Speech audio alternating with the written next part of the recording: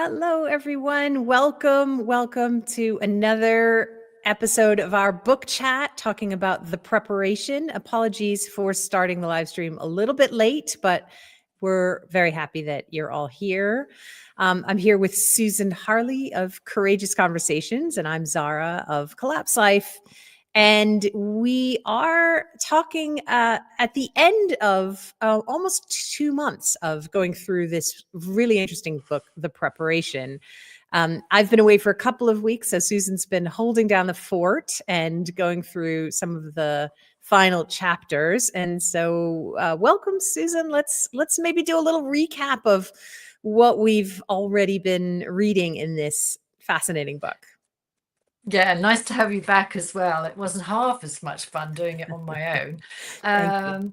So for those of you who are new here and maybe not even heard of the book, The Preparation, it's quite a tome, and we have been going through it sort of chapter by chapter. And the main premise of the whole book, it's written specifically by a father and son, and called Maxim and Matt Smith, and also Doug Casey, which some of you may be familiar with, especially Doug Casey, because he's a international man and he writes loads of things and he's big in the financial side of things. So the whole premise, and obviously it was inspired by Maxim Smith, the son, who wasn't sure what to do, getting to, I think, 18, 19 or so, and not being sure about where to go in the world. And obviously, for most young people, if they're fortunate enough to get good grades in school, etc., then they have a choice of going to college, as you might call it in the States, or university in the UK or other places. And the idea of the book, and this is where we all get interested, it's about future proofing. So given the turmoil in the world and the uncertainty, and particularly in the job market, for young people, how do you actually prepare them for a future where they will have more security and also more peace of mind and also financial success, not necessarily to make fortune, although Matt Smith and Doug Casey, I believe, have made fortunes, but to put them on solid ground. Yeah. And I really love the book for that. And I think you do, Zahra, as well. Yeah, I think it's just, first of all, it starts from such an interesting question because it turns the usual path on its head. I mean, there's so much social credit installed in the idea that you finish school, you go to college or university, you get a degree, you get a job, you grow through the ranks, you get married. We have a certain path that's been set. And that path is increasingly failing for so many people and creating a lot of frustration and a lot of anger and a lot of sense that there's this unequal playing field. And so this book starts from the question that what if we just blow that path up completely and say, you're 18, you're 19 years old. Who do you want to be in the future? And how do you think about the things that you need to do to become that person?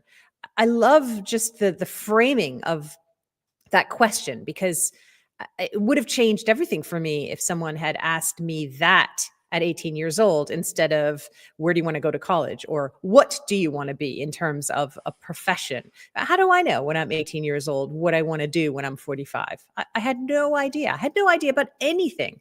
But I think the way the question was asked in terms of who do you want to be? What kind of a person do you want to be? And what do you need to become that? I think is just brilliant. And so many interesting conversations between you and I and our audience have flowed out of just that question. And people can look back at that if they want to. And I don't know if there's anybody in the audience who's actually got the book or read the book and has any questions or any comments they'd like to add. We'd love to hear from you. That's the whole idea of doing book chat. And to pick up on what Zahra said about who do you want to be, I think because we both look at the world from a collapse perspective, that the old rules no longer apply, that the old systems are vaporizing and often being deliberately dismantled. Yeah. We all have to ask ourselves, who do we want to be in a changing world when there's no certainties, where there's increasing threats, not just to our way of life, but our freedoms and the whole ethos of what we think about being a human being and our humanity and the future. So, with that in mind, just a quick recap on the first few chapters.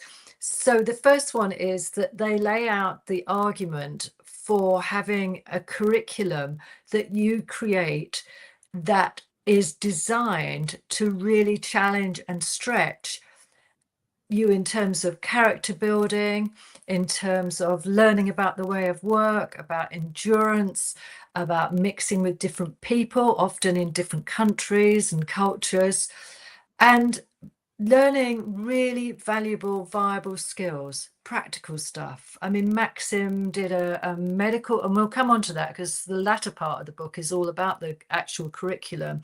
Some of the, what they call cycles, or you might call them modules of things that you can do. And he did emergency medicine, firefighting, learning to be a pilot, working on a ranch, doing everything from herding to mending fences. And really, and then I think he hasn't done it yet, but we can ask him. He's coming on next week, which is very exciting, about going to Thailand to do martial arts so that you can protect yourself. There's a whole section on the arts. And the first part of the book, as I say, is really laying out that argument that with a curriculum like this, you're going to come out far more equipped for the future than you will with a degree where all you'll leave with quite often is you've had a great social life and you've accrued a huge amount of debt. There's no guarantee that you'll have a job. And so that's the sort of first premise, is laying out what this really innovative curriculum can do for you. And it emphasizes entrepreneurship as well. That's Doug Casey and Matt Smith are both entrepreneurs themselves. And so instead of thinking about amassing a bunch of skills that will get you a job or networking with people who can help you find a job, it actually emphasizes starting your own business, thinking about a need and how can you create a business that would fill that need. And so that's actually something that we can talk to Maxim about as well when he's on next week, because he has, I think that's the cycle that he's in right now. And so he has started a business, has to do with agricultural drones in the ranching area of Uruguay, where he is right now. But that just the thinking through, it could be any business, but just the thinking through of what needs to get done and how to do it and managing the process is fascinating. And again, something that you would rather be doing when you're 20 than when you're 50. So really, it's such an interesting book, and to be able to know the person who is the sort of beta tester for it and be able to talk to him live as he's going through it and hearing about the lessons and the pitfalls as well has been really interesting. Now, one of the chapters that you read and talked about while I was away was about the financial piece. So learning about the economy and learning about finances, and then also about how to fund this program. Because I think immediately what comes to a lot of people's minds is, flying to Thailand to do martial arts, or going to take an EMT course, or sailing through the Magellan Strait. How can I afford that? So they actually address that head on, don't they? Yeah, in fact, in these latest chapters, so 9 and 10, so I'll come on to that. The other thing I wanted to mention, just as a sort of catch up with the book, is the first part of the book is very much about the character building, about having values, a lot drawn from the Stoics and Greek and Roman philosophy. And examples given like American Benjamin, name escapes me, and I should know, shouldn't I? But who is the American? I think he was one of the founders. Benjamin Franklin? Benjamin Franklin, thank you. Okay. And about how his moral code which I thought was interesting about all his different values. But I believe he was a slave holder, so I'm not taking him as an example of a virtuous person. But there is a great emphasis, and I think that's really solid for a young person to get a grounding in the wisdom, not just the wisdom of the ancients, but the wisdom in terms of this is going to make you a dependable, valued contributor and citizen of the world. And I think that's missing. I think there's probably a bit more of it in schools now, but Do you that's a think? great I don't know. grounding. Darren Mossman is just reminding us it's Ben Franklin's 13 Franklin, virtues. thank you. Thank Oh, you, that's Darren. great.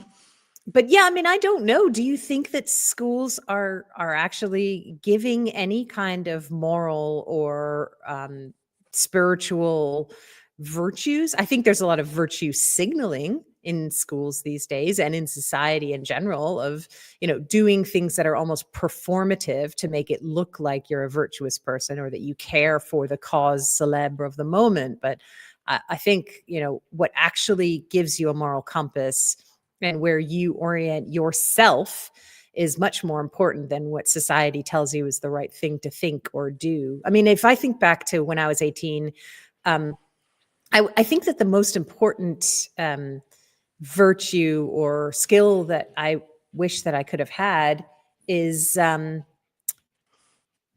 critical thinking and discernment and just being able to question things, which has come to me more naturally in my adulthood. But I think, when I was 18, I was very kind of gullible and susceptible to just believing what I heard. And I think that is not necessarily a strength. Oh, I agree. I think that's, I don't think, from what I understand, I don't have obviously close knowledge of the school system, only through hearsay from my grandchildren and generally. It's become even more number crunching here in the UK, stats and certain things, and there's certainly no emphasis on critical thinking. Do they want people to think critically? I know the UK system of education was originally designed to have sort of factory workers if you came in at one level, and then management at another level, and then you have what we call private schools, which would be the elite level. So you're already segmented into whichever structure capitalism wanted you, the hole that they wanted you to go in. Right. So I don't think critical thinking was on the agenda. No, because what would the powers that be do with millions of people who could think for themselves? That would be a disaster, wouldn't it? So, Yeah, of course, the education system has become a very oppressive institution. I would think. I'm very glad that I'm far away from it, and for better or for worse, I don't have children in that system either. But it doesn't seem like a place that would be giving you any kind of freedom.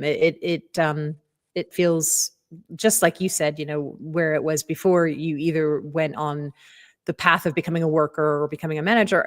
Either of those, it's just a form of slavery. It's a form of fitting into a system that benefits an upper echelon that will take everything and give you the table scraps. And this is the great thing, well, one of the great things about the book, because I agree with you. I think the current system, and obviously that would continue at college or university, is compliance. So the whole idea of the preparation is that you're doing things which are wild, outside your own experience, outside your own life, where you live, and really exploring that. So if I just do a very quick synopsis of the chapters that people might have missed, and you missed, Zahra, last couple of weeks. It was about money, and I said, I'm not an expert. I'm just giving my personal view from my little corner of the world. And it was very much about working hard, not getting into debt, adding value, all the things that would give you more financial security. And the next chapter was, so that was about sort of personally, That was it. And they talk about time preferences, whether you've got a preference for instant rewards or whether you're willing to invest and wait for your rewards. So the idea is that you have a longer term preference. So you're willing to accumulate and make use of the money that you spent. And again, it's just a really good grounding in things that we've learned along the way. But I had no clue when I was younger, Right. and nobody sort of sat and told me about that, about how to manage your finances or any of those things. So you learn the hard way. And then the next chapter the next part of the chapter was about stored value. So if you have got some money that you've accumulated, and they give examples like cutting people's lawns. And I was talking to my husband about it. I mean, he started doing paper round, what we call a paper round, and then moved on to window cleaning. He's always been very entrepreneurial, which is probably why we ran two businesses. But that whole idea that you turn your hand to anything in order to accumulate enough to get you to the next stage. And you can only do that is if you spend less than you've actually got coming in, which seems really obvious, but it never ceases to amaze me. And some people, a lot of people, it's now through necessity are running out debt on their credit cards, etc. But for others, it was acquiring things that they couldn't afford yet. So they actually give warnings about that in the book, that to stay within your means. And so that's another sort of good grounding. And then the latter part of the chapter is talking about stored value. Once you've got it, how do you keep it in a world where the banks can take your money? I think Vietnam closed so many accounts a little while ago. 85,000 or something like that. Yeah. And Cyprus a few years ago creamed off the top of certain accounts. It's very vulnerable. There is no safety or security. So to cut to the chase, it's really about own some gold if you can. Silver coins are good because you can actually barter and trade those more flexibly than you can gold coins. And then next, they put a lot of store in Bitcoin and using Bitcoin and having that at your disposal or as a store of value. So for younger people, that is probably something that really makes sense to them, and maybe even more sense than having gold and silver coins, which seems very antiquated. But for you and I, obviously, the impulse is probably more towards the precious metals than it is to the Bitcoin. But overall, the idea is to have stores of value that are tangible, that can be traded outside of the monetary system. And all the people that we listened to who give a lot of advice about precious metals, especially, they talk about how they bought gold, for example, in the 1970s. And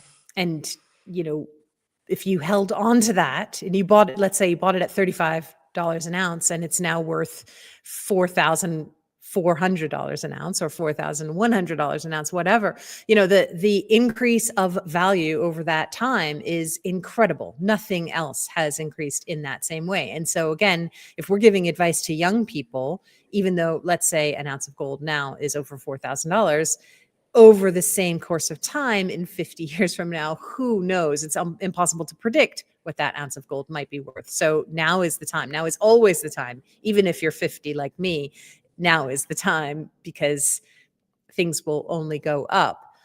Things like that anyway, which are, precious resources and limited. And again, our overall frame for reading this book is many of us are in positions where we have young people in our lives. And so this is a new way of thinking about how to advise them. But there's a lot of really good advice in there for anyone at any age, in terms of books to read, music to become familiar with, skills that we can build, ways to strengthen our body, ways to strengthen our mind. We can all do that at any point in our lives. And so the way they've laid it out and the way they've tied these ideas together is valuable for anyone. So that's what's made it such an interesting book for us to be discussing for the past almost 8 weeks. I know, it's been amazing. And there's so much material that we have spun off and come up with different aspects of it. And going back to the money, the main thing is to diversify, is not to have all your money in one sort of pot, or you're relying on one thing. I mean, I know younger people who do a lot of trading in cryptocurrency. It's not an area that I would go into personally, although I've bought Bitcoin. Is that it's just too complex, too difficult to understand for me. But I know people really try and make money, and have made money and have lost money.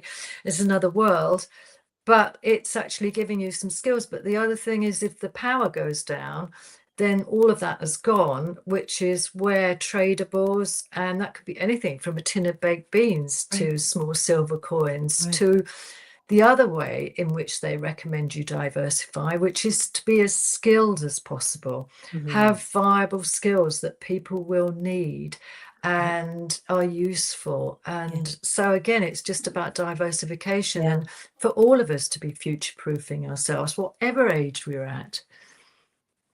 Darren, ever the contrarian, says, Yeah, just a note, I'm certainly not against precious metals. However, $35 in the S&P 500 in 1974 would be $7,389.20 today. So, yes, well, diversify, certainly. And if you have the stomach for riding the stock market out for 50 years through all the boom and bust cycles, then more power to you. I think that's the hard part, is that panic and fear. And, most of us are not part of the 1%. So every little penny that we have, when we risk it in something that feels a little bit like a Las Vegas casino, and then we watch it lose all its value, and then you hope that it might go up again. It's a very hard roller coaster to ride. But anyway, good point. Thank you, Darren. Yeah, and yeah, appreciate that. I look upon it all as a gamble to do with the money. You really, what we would say in the UK is, you're backing a few horses. The only thing you can rely on is yourself. And therefore, this book, The Preparation, is about preparing yourself. And I read an article this morning by Doug Casey, which was really interesting, because I don't know what's happening in America, but in the UK, they introduced the Brit digital ID card a few weeks ago. And it's not mandatory. It's only there if you need a job. So that's going to make it for now, Susan. For now. But what I'm noticing is it's already creeping in various ways. So it's not going to be like a big deal. You've got to do this, you've got to do that. I went to a hotel in London. I had a room booked the other week, and the first thing the receptionist said to me is, "Where's your ID?" Never had that before in a UK hotel. And we're noticing that supermarkets are doing facial recognition, all of those things. If you're traveling to Europe now, you need biometric data. So the emphasis in Doug Casey's article today, and it's my current thinking about it, because there's a lot of, we must resist this. And I think that's great. I'm not going to be at the front of the line, but I think we have to accept that it's going to come. It's going to happen. In the UK, 8 million people have already signed up to have a Brit card, just voluntarily. And we know from past history how people comply. They're not using their critical thinking about what this actually means. So Doug Casey feels that you really have to look at those sort of financial assets. But he also says, learn some skills. Yeah. And learn some skills so that you can be self-sufficient if you decide to kind of go rogue and step out of the system, but also learn some skills so that you can barter, so that if someone has something that you need, you can go and do something for them that they need, or just trade skills. You know how to do plumbing, the other person knows how to do carpentry, and so you go and do the plumbing for them, they come and do the carpentry for you, and it's a wash, and no money has to change hands, no goods have to change hands, but you get the service that you need and they get the service that they need. But overall, I think also just having skills gives you confidence, because I think so much of what's happening now with this global rollout of this surveillance state and all of this, the 8 million people who signed up for digital IDs, a lot of them are acting out of fear. They're complying because they feel they have no other choice and they're scared of the consequences. And if you don't have fear, you can actually be rational and you can think through the consequences of choosing one way or another, and then decide for yourself what you really think is going to be best now and in the future. But you can only do that if you have a moment to take a breath and think clearly. You can't think clearly if you're in fear mode.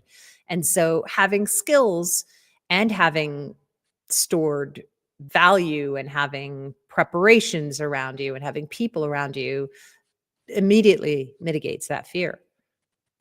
I think there is some fear. I mean, they haven't tried that now. It's more the carrot, and people are just seeing it as more convenient and safer and all of those things. And they use digital currency anyway, you know, on their phones, on their watches, all of that.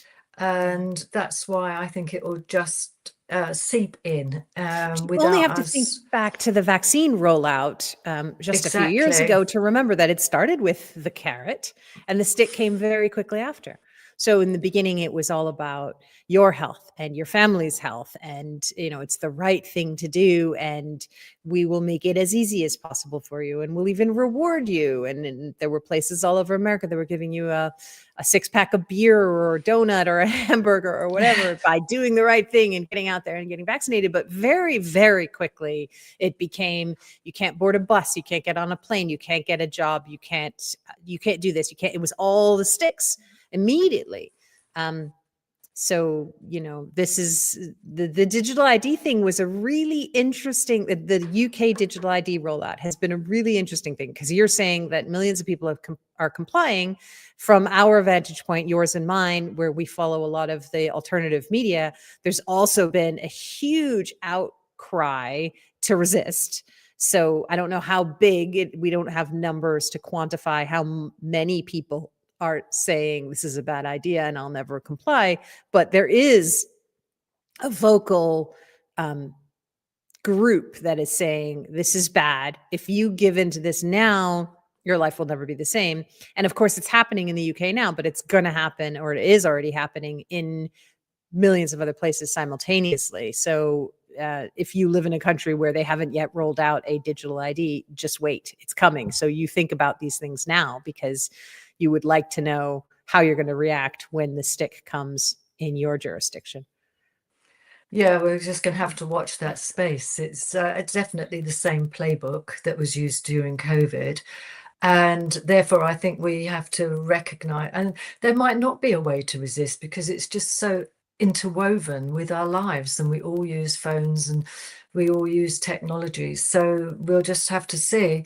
The other thing that's obviously mentioned to do with future proofing and for young people, but obviously this really applies to us all, is AI, the relentless march of AI. And in the book, they say, Goldman Sachs say that about 300 million jobs will be made redundant over the next 30 years. They say it'll be about half that time, 15 years. It's going so fast and changing everything so dramatically, which is another part of their argument. So in chapter 9 of the book, it's really about how you finance yourself, and they've got the option, if it's through your parents who have saved and are wanting to send you to college, university, then you've got to persuade them that doing this curriculum, the preparation, is a far better choice in the current world, the reality that we're all in. So again, they lay out that argument. And then if you're financing yourself, if you don't have that option, or maybe you're starting it a bit later. I noticed that Maxim Smith has got his own Substack, and people are contacting him to say that they're starting the preparation. That's great. So it's building a momentum, and obviously that's what they want, because there was a lovely part in this chapter as a sort of footnote that they're actually starting a foundation. That's So great. I think it's called Future Now, or Now for the Future, where they'll be giving grants and bursaries. So this is worth telling people about, that if they're young people who really would like to view an unorthodox, an alternative, then there could be ways in which they can finance themselves. Right. The other option, and I think Maxim did this as far as I understand, you get shit jobs, you get ordinary jobs. My grandson worked in like one up from a McDonald's, I think, in the kitchens, and he worked long shifts, but it gave him enough money to support himself for the first year in university. Yeah. And he said what made it great was the people. He said the work was horrible, but the people were fabulous.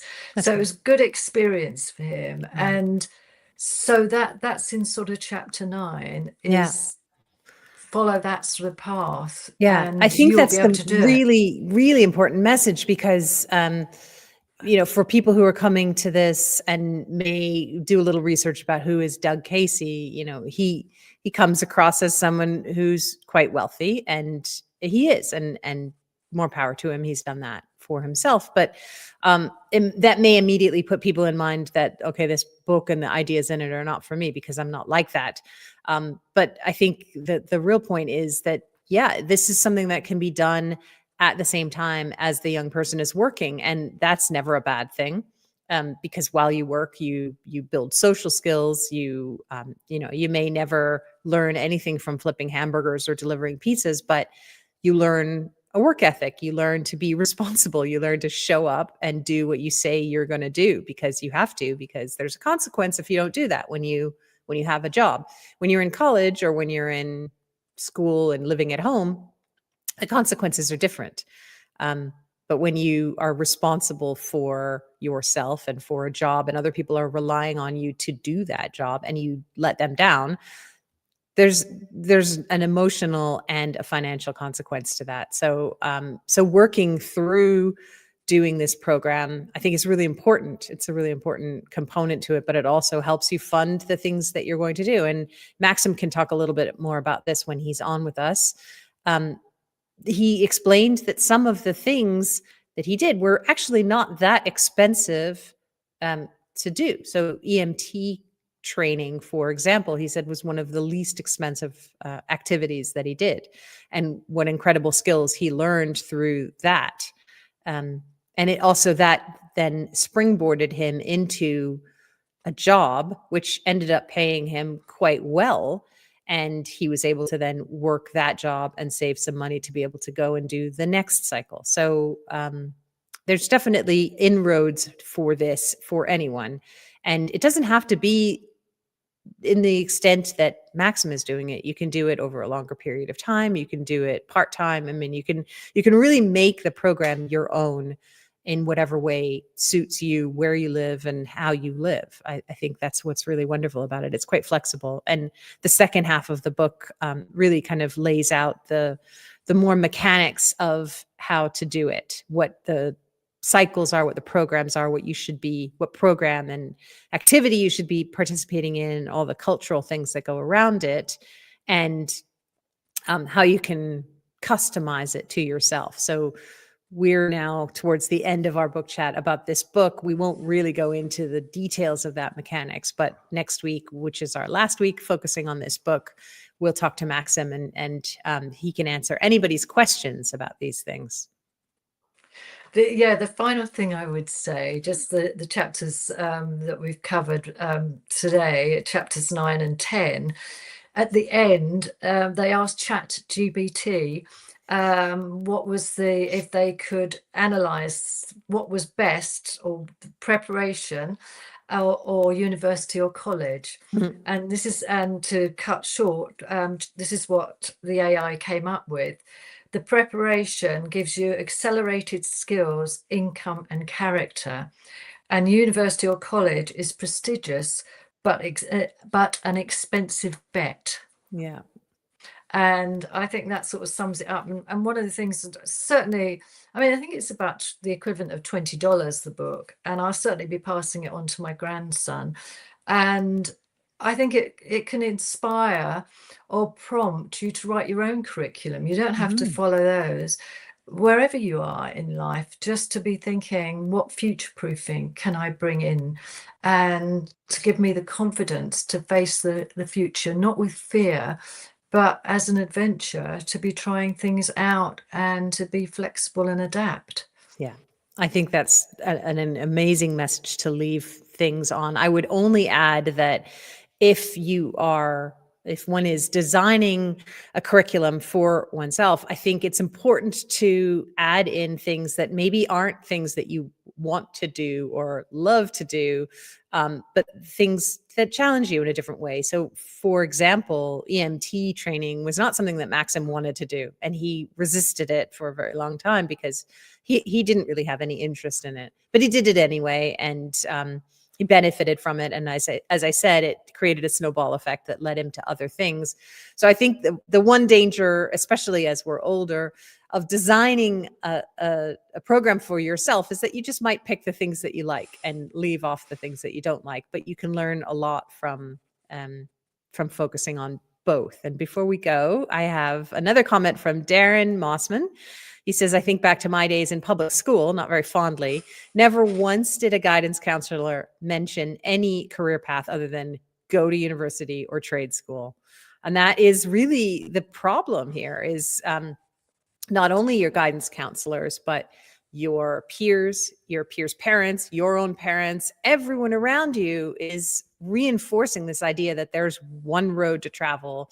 And even trade school now has become, a next best option for a lot of people. A lot of parents and a lot of communities would sort of almost look down on the idea that, oh, whoa, you're going to trade school. Oh, it must be because your child isn't smart enough to get into university and study, English literature or gender studies or whatever it is. There's this cultural attachment to the idea that learning trades it's manual labor. It's not as good. And the huge irony is that there are these model high schools that teach trades in high school, and those students are already being recruited into jobs where they start out making something like $50,000, $60,000 right out of high school, and where their peers who go to university would be that amount of money in debt after the first year. So anyway.